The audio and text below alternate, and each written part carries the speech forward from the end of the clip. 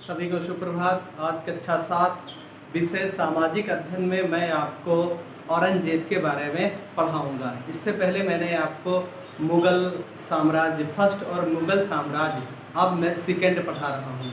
मुग़ल साम्राज्य सेकंड में अकबर और शाहजहाँ के बारे में मैंने आपको वीडियो दिए हैं बना के। अब मैं इसके बाद आपको औरंगजेब के बारे में बताऊंगा। कहते हैं कि सत्ता पाने के लिए इंसान कुछ भी कर सकता है। ये सत्ता का ही एक नशा था कि शाहजहाँ के 4 पुत्र थे। शाहजहाँ के 4 पुत्र थे, दारा, शुजा, औरंगजेब, मुराद। और कहा जाता है कि ये दारा, शुजा, औरंगजेब, मुराद ये शाहजहाँ के पुत्र थे। और इतिहास बताता है कि सत्ता को पाने के लिए, गद्दी को पाने के लिए, अपने पिता की विरासत को पाने के लिए आपस में ही लड़ गए।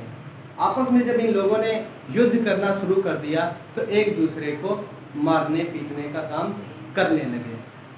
और कहा जाता है कि इन चारों जो शाहजहाँ के पुत्र थे, इनमें अगर कोई विजय हुआ, अपने भाइयों को मारकर उनके गले काटकर अगर किसी ने सत्ता पाई तो औरंगजेब था।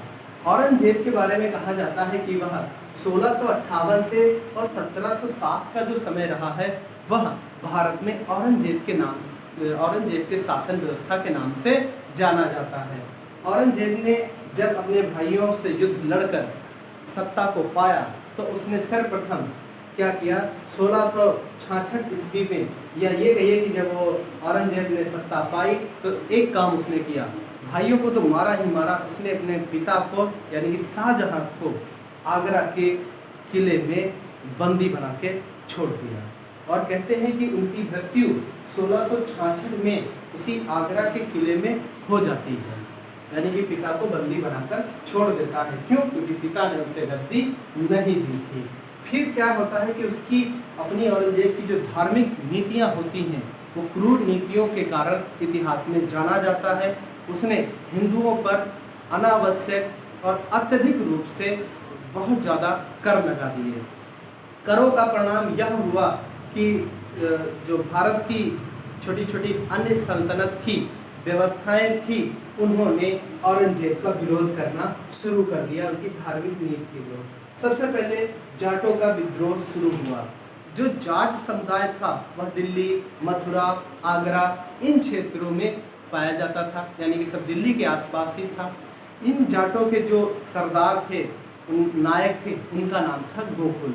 गोकुल ने अगुवाकारी की, यानी कि नेतृत्व किया और जाट समुदाय को इकट्ठा करके औरंगजेब के खिलाफ खड़ा कर दिया। यहीं से ही नहीं, इसके बाद सतनामियों ने भी विरोध प्रदर्शन शुरू कर दिया, क्योंकि औरंगजेब क्रूर था, अत्याचारी था, बलात्कारी था। इसलिए सतनामियों ने उसके खिलाफ युद्ध छेड़ दिया, बगावत का बिगुल बजा दिया। सतनामी समुदाय था वह शिल्पकारी का काम करता था, वो किसान वर्ग के थे, ठीक है। और कहा जाता है कि मेवाड़ और वर्तमान जो हरियाणा है, यहाँ पर सतनामियों का गढ़ हुआ करता था, जिन्होंने औरंगजेब की नीतियों का खूब विरोध किया। अभी विरोध रुका ही नहीं था कि बुंदेलों का जो विरोध था, विद्रोह था, शुरू हो गया। बुंदेल जिनकी अगुवाई, जिनका नेतृत्व चंपत राय प्रधान जी कर रहे थे, ठीक है। और क्या था कि औरंगजेब ने जो कृषि की नीतियां थी उन पर बहुत ज़्यादा कर लगा दिया था, यानी कि किसान की स्थिति एकदम दयनीय करके रख दिया था। उस समय इतनी उपज नहीं होती थी कि अपना आधा भाग यानी कि आधा हिस्सा 50% शासन व्यवस्था या औरंगजेब को दिया जा सके। तो चंपत राय प्रधान ने बुंदेलों को इकट्ठा करके, उनका नेतृत्व करके औरंगजेब के खिलाफ बिगुल बजाया, विद्रोह का। उसके बाद क्या होता है कि ये सब जो भी व्यवस्थाएं चल रही होती हैं, औरंगजेब की ये धार्मिक नीतियों का ही प्रतिफल होता है, ठीक है। औरंगजेब के बारे में ये भी कहा गया है कि 1667 में उसने मंदिरों को तोड़कर मस्जिद को बनाना शुरू कर दिया। 1667 ईस्वी में उसने मंदिरों को तोड़कर उनके स्थान पर मस्जिद बनाना शुरू कर दिया, जिससे आज भी वर्तमान में भी अगर हम देखें तो भारतीय समाज में मंदिर मस्जिद की लड़ाई आज भी चल रही है। यह 1667 की ही देन का प्रतिफल है, जिसको आज का समाज भी भुगत रहा है। ठीक है।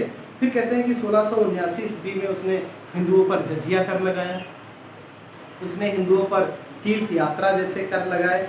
ठीक है। और बड़े बड़े अपने सेना में या अपने शासन व्यवस्था में उच्च पदों पर उसने मुसलमानों की ही नियुक्त रखी, हिंदुओं को उच्च पदों पर नियुक्त नहीं किया।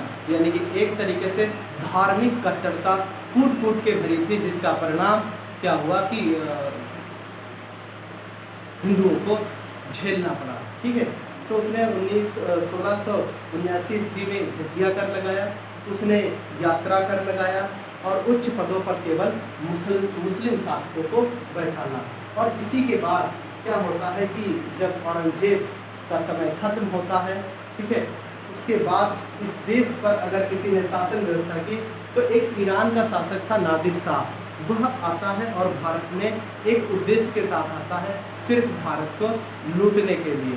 कहा जाता है कि जब नादिर शाह आया, ठीक है, तब आया उसने 1738 से लेकर 1739 ईस्वी में उसने भारत में आक्रमण किया और बड़े पैमाने पर उसने भारत को लूटने का काम किया।